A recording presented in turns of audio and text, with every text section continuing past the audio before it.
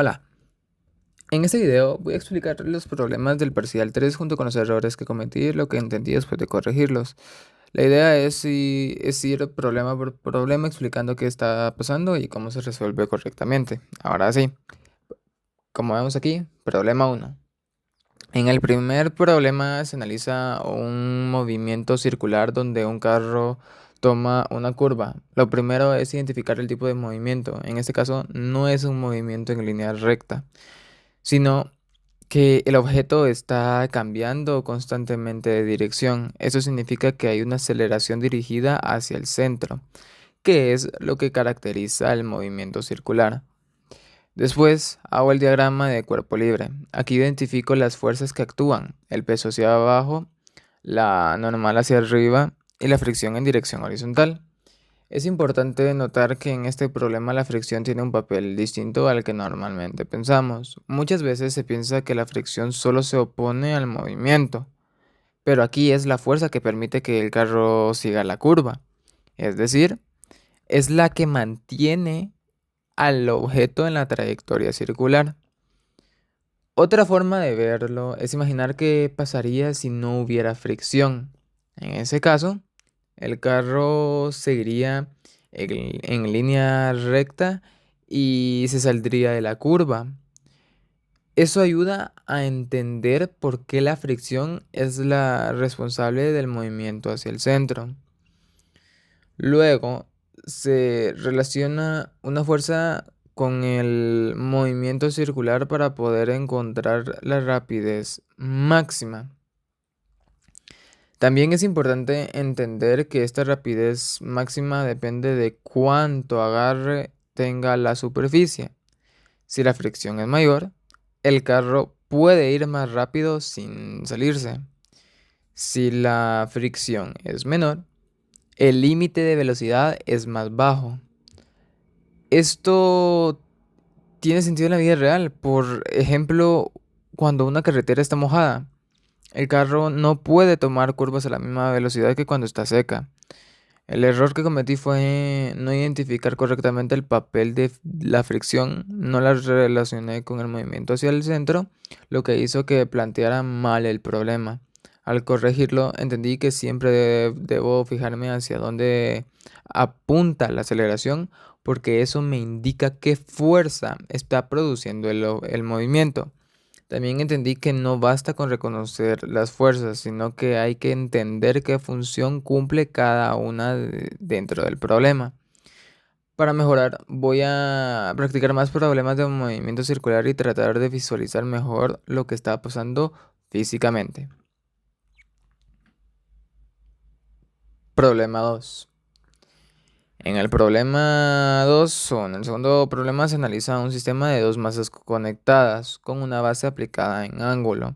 Este tipo de problema es más complejo porque hay varias fuerzas actuando al mismo tiempo y además hay que analizar los objetos. Lo primero que hago es dibujar los diagramas de cuerpo libre de cada masa. Esto es importante porque permite organizar la información y no olvidar ninguna fuerza. Para la masa que está sobre la mesa, identifico el peso, la normal, la fricción, la tensión y la fuerza aplicada. Como la fuerza está inclinada, la separo en una componente horizontal y una vertical. Para la masa colgante, las fuerzas son el peso hacia abajo y la tensión hacia arriba. Luego analizo las fuerzas en cada eje. En el eje horizontal se describe el movimiento del sistema. En el eje vertical se observa cómo se equilibran las fuerzas. Un detalle importante es que la normal cambia debido a la componente vertical de la fuerza aplicada. Esto es clave porque la fricción depende directamente de la normal. Entonces sí, la normal cambia. La fricción también cambia. Después se plantean las ecuaciones para cada masa. Como están conectadas, ambas tienen la misma aceleración, lo cual es una condición fundamental en este tipo de problema. Luego se combinan las ecuaciones para poder encontrar la aceleración del sistema. También es importante pensar en el sentido del movimiento antes de resolver. Esto ayuda a asignar correctamente las direcciones de las fuerzas y evitar errores con los signos. Otra forma de entender este problema es pensar que todas las fuerzas están compitiendo para ver hacia dónde se mueve el sistema. Algunas fuerzas favorecen el movimiento y otras se oponen. El error que cometí fue no descomponer correctamente la fuerza aplicada y no calcular bien la normal. Esto hizo que la fricción estuviera mal desde el inicio, lo que afectó todo el procedimiento. Al corregirlo entendí que no puedo saltarme pasos, especialmente cuando hay fuerzas en ángulo. También entendí que trabajar por ejes y organizar bien el sistema hace que todo sea más claro. Para mejorar, voy a practicar más ejercicios de descomposición de fuerzas y asegurarme de hacer diagramas completos antes de resolver. Además, voy a revisar siempre si la normal cambia, porque no afecta directamente a la fricción.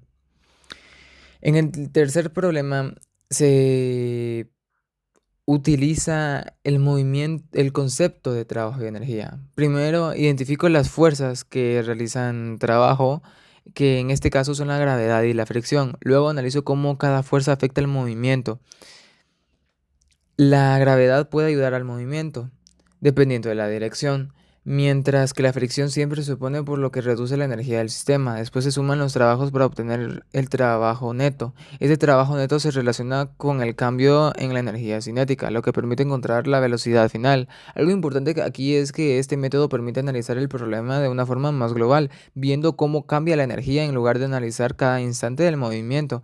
También es útil pensar que está practicando físicamente. Por ejemplo, si no hubiera fricción, el objeto tendría más energía al final, pero como hay fricción, parte de esa energía se pierde. Esto explica por qué la velocidad final es menor de lo que sería sin fricción. El error que cometí fue no considerar correctamente el signo del trabajo de la fricción. Al corregirlo, entendí que siempre debo analizar si una fuerza está ayudando o se opone al movimiento. También entendí que el signo del trabajo no es algo arbitrario, sino que depende de la dirección de la fuerza respecto al desplazamiento. Para mejorar, voy a enfocarme más en interpretar el problema antes de resolverlo. Bueno, en este parcial me di cuenta de que varios de mis errores vienen desde el inicio del problema, especialmente al analizar las fuerzas y entender la situación. En el primer problema, no identificar correctamente la fuerza que produce el movimiento hacia el centro. En el segundo tuve dificultades al trabajar con fuerzas en ángulos y al organizar las ecuaciones. Y en el tercero no interpreté correctamente cómo actúan las fuerzas en términos de energía. Para mejorar en el parcial voy a cambiar la forma en la que resuelvo los problemas. Voy a empezar siempre haciendo un diagrama claro antes de cualquier cálculo, porque eso me ayuda a visualizar mejor lo que está pasando. También voy a revisar con más cuidado la dirección de las fuerzas y trabajar por ejes cuando sea necesario. Además, voy a practicar más problemas para familiarizarme con esos temas y así mismo evitar los mismos errores. También creo que este problema me ayudó a entender mejor los conceptos y a identificar en qué aspectos necesito mejorar, lo cual me va a ayudar en el siguiente parcial. Entonces, voy a continuar practicando con más problemas, ver cada paso a la solución de cada problema, ver qué fórmulas, ver las posibles combinaciones que tengo que hacer para resolver el problema, utilizar una fórmula para cada situación de acuerdo a los datos, al caso y al diagrama. Gracias.